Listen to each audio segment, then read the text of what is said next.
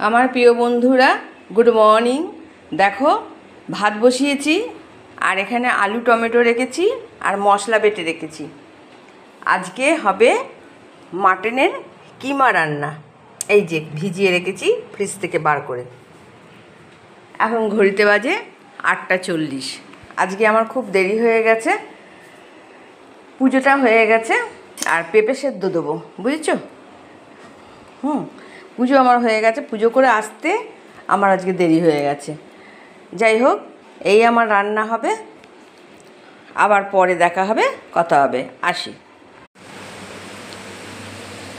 আমার প্রিয় বন্ধুরা, এই দেখো মাংসর আলু ভাজছি আর এরই মধ্যে পেঁয়াজ দিয়ে দেবো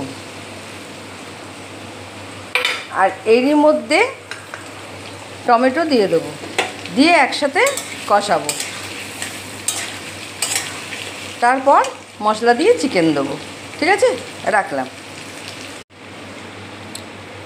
আমার প্রিয় বন্ধুরা, আলুটা ভালো করে মশলার সাথে কষানো হয়ে গেছে। এইবার আমি এই মাটন কিমাটা দিয়ে দেবো।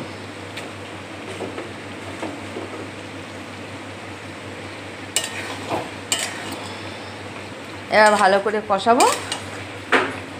এইভাবে তোমরা রান্না করে খেয়ে দেখো। মাংসর দাম বেশি, এই কিমা আনলে তাও সবার হয়ে যায়। এইভাবে রান্না করে খেয়ে দেখো, ভালোই লাগে। রুটি, ভাত, পরোটা সবের সাথেই ভালো লাগে। আসি, হ্যাঁ।